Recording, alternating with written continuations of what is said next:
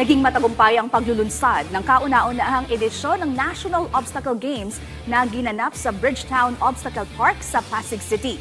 Para sa detalye, narito ang report ni Paolo Salamati.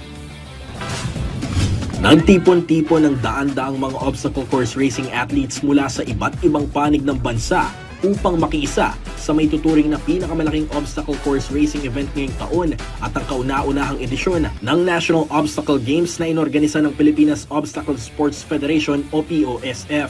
Sa naganap na 2-day race, nakipagtagisan ang mga obstacle course racers sa mga inilatag na events gaya ng parkour, obstacle course racing 6 km, 8 km, Ninja Elite, Ninja Bulilit, OCR at Adaptive para OCR sa pakikipagtulungan ng Philippine Sports Commission at Philippine Olympic Committee na isa katuparan ng matagal ng plano ng POSF upang makabuo ng national champion sa nasabing kompetisyon at makadiskubre ng mga bagong atletang may potensyal na maging parte ng Philippine team.